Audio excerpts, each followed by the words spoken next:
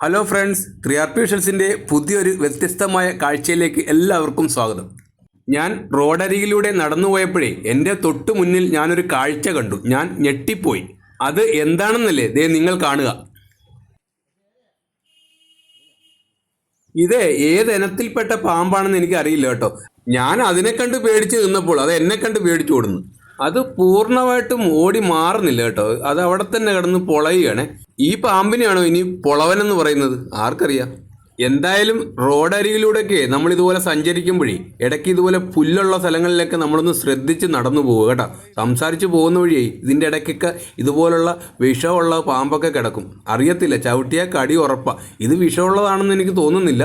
ഞാനേ വരുമ്പോൾ അനങ്ങാതെ കിടന്ന സാധനമാണ്. എന്നെ കണ്ടപ്പോൾ അത് ഇങ്ങനെ കിടന്ന് പൊളയുക ചുമ്മാ, ഒരാവശ്യമില്ലാതെ.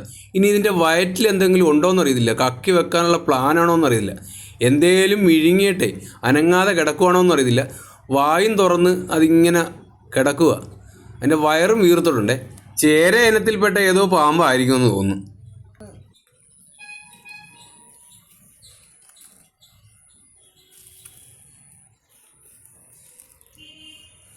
മൂർഖനൊന്നും അല്ലല്ലോ. അല്ലല്ലോ,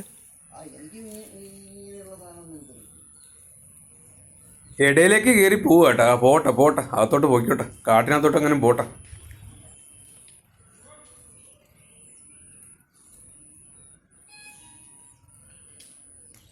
ദേണ്ടാ പിന്നെയും വരുന്നു, തലയൊക്കെ മടക്കി വെച്ചുകൊണ്ട് വരുന്നു. ഇത് ഓരോ ഫോസിലാണല്ലോ ഇത് വരുന്നത്. എന്ത് പറ്റിയെന്നറിയത്തില്ലല്ലോ ഇതിന്.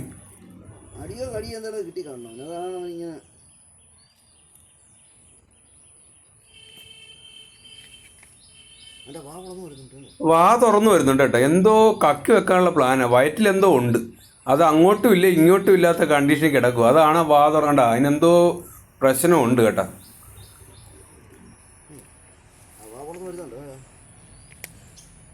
എന്തോ കക്കുക കേട്ടെ.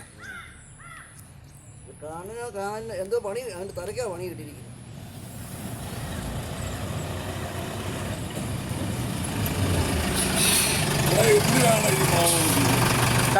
ഇതില്ല, അത് കക്കുക എന്തോ.